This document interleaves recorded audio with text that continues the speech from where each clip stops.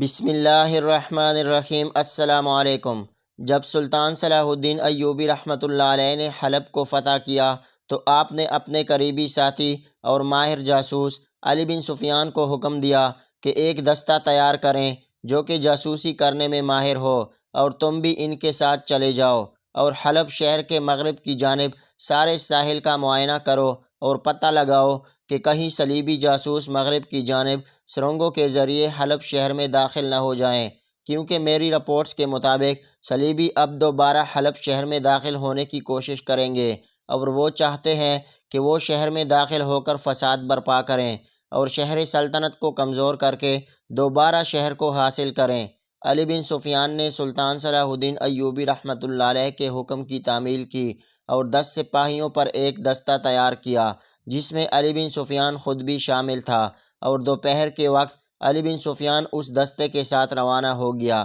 لیکن جاتے وقت علی بن سفیان نے سلطان صلاح الدین ایوبی رحمۃ اللہ علیہ کو فرمایا کہ حضور، آپ 7 دن کے بعد فلاں گاؤں کے ساتھ ایک پرانا کھنڈر ہے، آپ وہاں آ کر ملاقات کرنا، کیونکہ جو بھی معلومات ہوگی میں وہاں آپ کو آ کر دوں گا، کیونکہ مجھے شک ہے کہ حلب شہر کی فتح کے بعد محل میں بغاوت شروع ہو گئی ہے، کیونکہ مجھے شک ہے کہ صلیبیوں کے چند جاسوس محل میں داخل ہو گئے ہیں، لہٰذا میں واپس آ کر ان جاسوسوں کو پکڑوں گا، لہٰذا اس وقت تک میں کوئی بھی اہم بات آپ کو محل میں نہیں بتا سکتا، کیونکہ جاسوسوں کے کان دیواروں کے کانوں سے بھی زیادہ تیز ہوتے ہیں۔ اس کے بعد علی بن سفیان وہاں سے روانہ ہو گیا۔ مورخین لکھتے ہیں کہ سلطان صلاح الدین ایوبی رحمۃ اللہ علیہ کی قیام گاہ سے لے کر علی بن سفیان کی بتائی ہوئی جگہ جہاں آپ نے علی بن سفیان سے ملاقات کرنی تھی، تقریباً 1 دن کا گھوڑوں کا سفر تھا۔ اس لیے سلطان صلاح الدین ایوبی رحمۃ اللہ علیہ 1 دن پہلے سفر پر روانہ ہو گئے۔ آپ کے ساتھ بھی سپاہیوں کا خاص دستہ موجود تھا۔ چلتے چلتے سلطان صلاح الدین ایوبی رحمۃ اللہ علیہ ایک گاؤں میں سے گزرے تو گھوڑے تھک چکے تھے، سلطان کو بھی پیاس لگ رہی تھی۔ سلطان نے ایک جگہ تھوڑی دیر آرام کرنے کا حکم دیا اور گھوڑوں کو بھی آرام کرنے کا مشورہ دیا۔ تمام سپاہی گھوڑوں سے اترے، گھوڑوں کو چھاؤں کے نیچے باندھ دیا اور سلطان اپنے خیمے میں آرام فرمانے کے لیے چلے گئے۔ چند لمحوں کے آرام کرنے کے بعد جب سلطان صلاح الدین ایوبی رحمۃ اللہ علیہ دوبارہ اپنی منزل کی طرف بڑھنے لگے تو آپ کی نظر ایک بزرگ پر پڑی جو ایک زمین کے ٹکڑے کے اوپر سر جھکائے بڑی پریشانی کے ساتھ بیٹھا ہوا تھا۔ وہ بزرگ شکل سے کوئی ولی اللہ لگتا تھا۔ اس کی نورانی شکل نے سلطان صلاح الدین ایوبی رحمۃ اللہ علیہ کو اپنی طرف کھینچ لیا، اور سلطان نے اپنے گھوڑے کو آہستہ کرتے ہوئے گھوڑا اس بزرگ کی طرف دوڑا دیا۔ اب سلطان صلاح الدین ایوبی رحمۃ اللہ علیہ اس بزرگ سے پوچھنے لگے، بابا جی بتاؤ، ایسی کیا بات ہے کہ آپ اتنے پریشانی کی حالت میں یہاں اکیلے زمین کے ٹکڑے کے اوپر بیٹھے ہوئے ہیں، اور یہاں کسی چیز کی تعمیر ہو رہی ہے؟ ملبے کو دیکھ کر ایسا لگتا ہے کہ یہاں زیر تعمیر کوئی چیز گر گئی ہو۔ وہ زمین کا ٹکڑا گاؤں کے بالکل کنارے کے قریب تھا، لیکن گاؤں سے ہٹ کر تھا۔ سلطان صلاح الدین ایوبی رحمۃ اللہ علیہ نے اس سے پوچھا تو وہ بزرگ کہنے لگا، حضور آپ کون ہیں؟ آپ شکل سے تو کسی اچھے گھرانے سے لگتے ہیں۔ تو سپاہیوں نے بزرگ کو بتایا، بابا جی یہ آپ کے عظیم سلطان صلاح الدین ایوبی رحمۃ اللہ علیہ ہیں۔ یہ سن کر بابا جی خوشی سے جھوم اٹھا اور فوراً سلطان کے قدموں میں گر گیا۔ تو سلطان نے اس کو کندھوں سے اوپر اٹھاتے ہوئے کہا، بابا جی بتاؤ کیا بات ہے کہ تم اتنے پریشانی کے عالم میں یہاں کیوں بیٹھے ہوئے ہو؟ کیا ایسی کوئی بات ہے؟ کیا کوئی تمہارا ایسا مسئلہ ہے جس میں میں تمہاری مدد کر سکوں؟ اس نے کہا، بیٹا یہ جو زمین کا ٹکڑا دیکھ رہے ہیں یہ میرے بابا کا تھا، اور جب سے جوانی کا میں نے ہوش سنبھالا اس وقت سے لے کر آج تک ایک ایک پائی اکٹھی کرتا رہا تاکہ میں یہاں ایک مسجد تعمیر کر سکوں، کیونکہ ہمارے گاؤں میں کوئی ایسی خاص مسجد نہیں جس میں لوگ عبادت کر سکیں، اور یہ میری خواہش بھی تھی کہ میں جاتے وقت یہاں ایک مسجد بناتا جاؤں تاکہ یہ مسجد آخرت میں بھی میرے لیے بخشش کا باعث بنے۔ اور میں نے اپنی ساری زندگی کی جمع پونجی کر کے یہ مسجد بنانے کا فیصلہ کیا۔ لیکن سلطان معظم، حیرانی اور عجیب بات یہ ہے کہ جیسے ہی یہاں مسجد کی تعمیر شروع کرتا ہوں اور آدھی مسجد تعمیر ہوتی ہے تو ایسا محسوس ہوتا ہے کہ زمین کو کوئی چیز ہلا رہی ہے۔ ایسا لگتا ہے کہ یہاں کوئی زلزلہ برپا ہوتا ہے اور آدھی تعمیر کی ہوئی مسجد گر جاتی ہے۔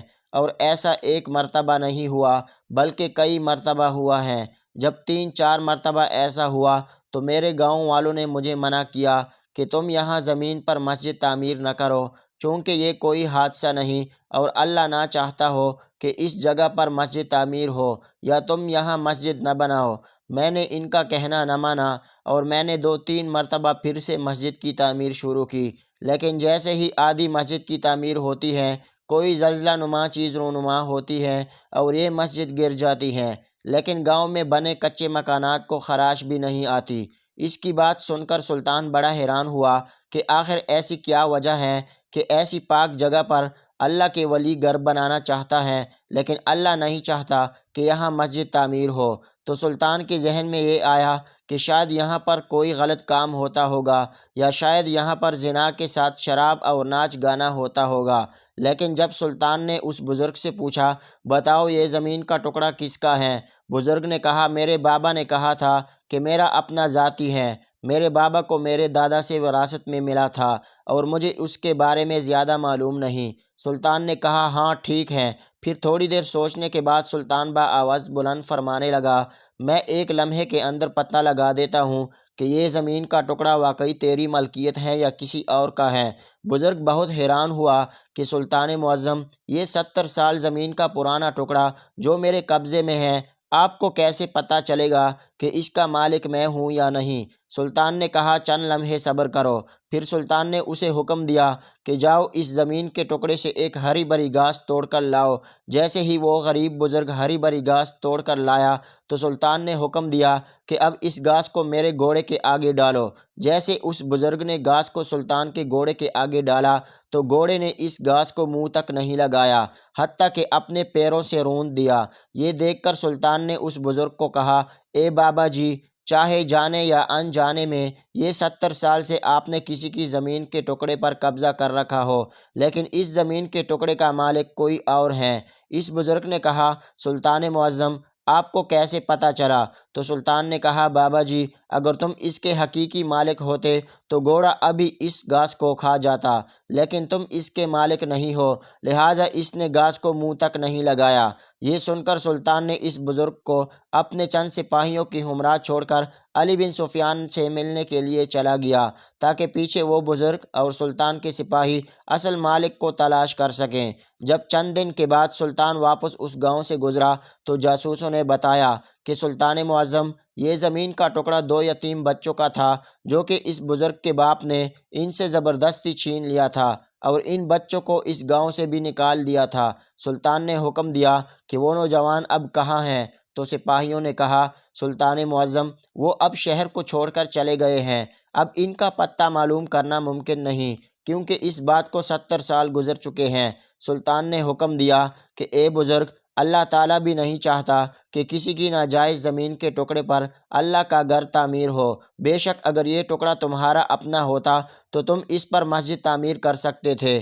تمہیں یہ بات پہلے ہی سوچنی چاہیے تھی کہ مسجد بار بار کیوں گر رہی ہے۔ اس کے بعد سلطان نے حکم دیا کہ ان 2 بھائیوں کا پتہ معلوم کرو اور یہ زمین کا ٹکڑا ان کے حوالے کرو، اور اس بزرگ کو بھی حکم دیا کہ ان کے حقیقی مالک تک پہنچنے میں تم میرے سپاہیوں کی مدد کرو گے۔ اس کے بعد سلطان نے اس گاؤں میں سے ایک ٹکڑا اس بزرگ کو خرید کر دیا اور کہا کہ تم یہاں پر مسجد تعمیر کر سکتے ہو کیونکہ اب تمہاری ملکیت میں دیتا ہوں۔ اور اسی طرح سلطان کی زمین پر اس بزرگ نے مسجد تعمیر کروائی۔